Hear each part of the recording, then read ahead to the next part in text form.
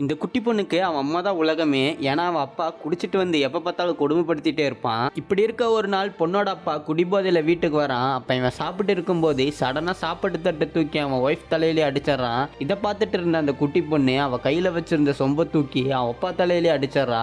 இத்தினூண்டு இருந்துட்டு என்னைய அடிக்கிறியான்னு சொல்லி பெல்ட் எடுத்துட்டு வந்து ரெண்டு பேர்த்தையும் பயங்கரமாக அடிச்சிடறான். ஸோ இந்த குட்டி பொண்ணு நைட்டு தூங்கும் போது கூட அவன் அம்மா இவ்வளோ கஷ்டப்படுறத பார்த்து ரொம்பவே ஃபீல் பண்ணுறா. ஸோ காலையில் விடிஞ்சதும் அந்த குட்டி பொண்ணு அவன் அம்மாவை எழுப்பி பார்க்கறா. பார்த்தா அவன் அம்மா இறந்து போயிருக்காங்க. அப்ப அந்த குட்டி பொண்ணோட அப்பா அவன் அம்மா இறந்து ஒரு நாள் கூட முழுசா ஆயிருக்காது. அதுக்குள்ள அவனோட இன்னொரு குடும்பத்தை கூட்டிட்டு வந்தாராம். இவங்க வந்ததுல இருந்து அந்த குட்டி பொண்ணுக்கு ஒருவேளை சாப்பாடு கூட முழுசா கிடைச்சிருக்காது. அந்த குட்டி பொண்ணு ஸ்கூலுக்கு போயிட்டு திரும்பி வரா. அவ அப்பாவும் அந்த பொண்ணும் சேர்ந்து அவன் ஒய்ஃபை கொண்ட மாதிரியே அந்த பிள்ளையும் கொண்டலான்னு சொல்லி பிளான் பண்ணிட்டு இருக்காங்க.